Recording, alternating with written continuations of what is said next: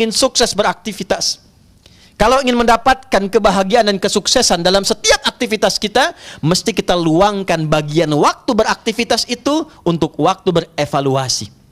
Muhasabah dalam bahasa Arab. Catat setiap pekerjaan kita. Targetnya sudah sampai mana?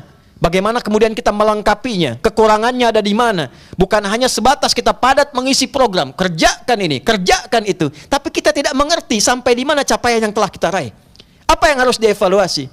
Islam datang dengan panduan, di antara sekian kepadatan dalam beraktivitas, siapkan satu bagian untuk mengevaluasi setiap kegiatan yang kita lakukan, sehingga kegiatan terukur, capaian juga bisa didapatkan dengan sempurna, dan hasil bisa diraih sesuai dengan apa yang diharapkan. Jadi ketika datang Al-Bahili kepada Nabi SAW, terlihat padat beraktivitas, sehingga berpengaruh kepada keadaannya.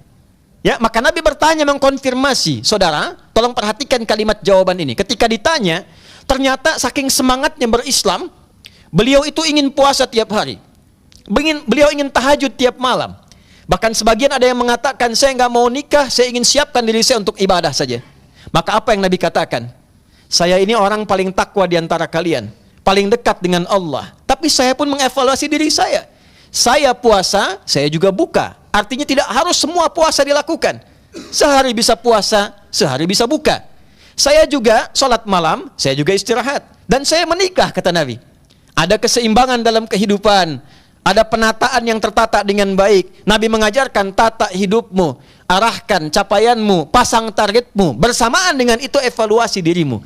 Jangan kau bebankan pada dirimu beban yang terlampau berat, sehingga dengan itu tidak tercapai tujuan, tapi lelah didapatkan. Pulanglah ke rumah. Di antara kesibukan kita, adakah pernah mengadakan evaluasi tentang kehidupan di rumah tangga kita? Apa yang dicapai oleh anak-anak kita? Bagaimana istri kita? Siapkah saat kembali kepada Allah di hari kiamat ketika dievaluasi langsung oleh Allah Subhanahu wa ta'ala? Pernahkah satu bagian dalam episode hidup kita duduk saja untuk duduk bersama berbicara tentang rumah tangga? Dalam sebulan berapa kali itu dilakukan? Bahkan Allah menurunkan ayat khusus, wabil ashari hum yastaghfirun. Ada keluarga hebat, calon penghuni taman surga, akan bergenggangan tangan masuk ke dalam surga. Di antara kegiatannya, mereka malam suka bangun menjelang subuh, duduk sama-sama mengevaluasi diri. Ayahnya mengatakan, ayah bekerja demikian, kalau ada yang kurang mohon maaf, kalau dihisab di hari kiamat, mudah-mudahan diringankan dengan kita bertobat kepada Allah. Ibunya merespon, istrinya merespon, ini yang bisa bunda kerjakan, kalau ada yang salah bunda mohon maaf. Anaknya mengatakan, yang pertama ini yang saya kerjakan, kalau ada yang kurang mohon maafkan ayah dan bunda. Demikian anak sampai ke bungsunya, lalu semua mengatakan, ya Allah ampuni kami ya Allah, kami ingin sesuatu yang baik ya Allah, capaian yang baik ya Allah. Maka apa yang Allah katakan? Innal muttaqina fi jannati wa uyun akhidhina ma atahum rabbuhum innahum kanu qabla dhalika muhsinin kanu qalila minal laili ma yahja'un wa bil ashari hum yastaghfirun. Ada role model kehidupan orang berumah tangga, dan ternyata orang-orang ini adalah orang yang kata Allah melalui jaminan kalamnya, Allah firmankan, ada orang yang akan ditempatkan di taman surga dan sekarang sedang beraktivitas di bumi. Di antara mereka adalah keluarga yang senang berevaluasi diri untuk meningkatkan keadaan rumah tangga yang lebih baik dunia dan akhiratnya. Hadirin, rumah tangga saja diatur, pekerjaan kita diatur, secara sosial kita diatur, tapi kadang-kadang manajemen ini kurang kita aplikasikan dalam kehidupan. Mari, tidak ada salahnya kita pulang ke rumah, kita evaluasi diri kita.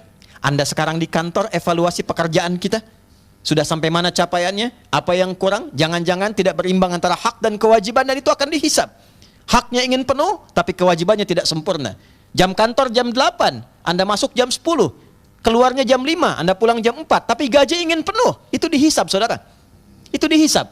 Ada kalanya evaluasi itu penting kita tampilkan supaya tidak didatangkan madarat lain untuk mengambil hak yang bukan milik kita.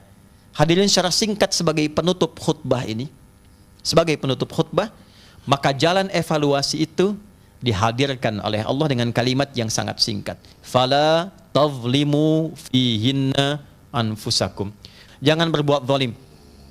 Maksudnya tempatkan kegiatan dengan cara yang baik. Mari evaluasi dari tubuh bagian atas sampai bagian bawah. Telinga pernah mendengar yang salah, lisan pernah bicara yang keliru, kaki pernah melangkah yang salah, itu zalim. Itu zalim. Ibnu Abbas radhiyallahu taala anhuma pernah mengingatkan, Karena bulan ini ditetapkan oleh Allah sebagai bulan evaluasi dari keburukan menjadi kebaikan, maka orang yang sengaja berbuat maksiat di bulan ini, maka dosanya dilipat gandakan 2 kali lipat, seperti pahala pun dilipat gandakan 2 kali lipat. Pelipat gandaan ini bukan ingin menakuti kita, tapi lebih memberikan semangat kepada kita untuk menjadi pribadi yang lebih baik.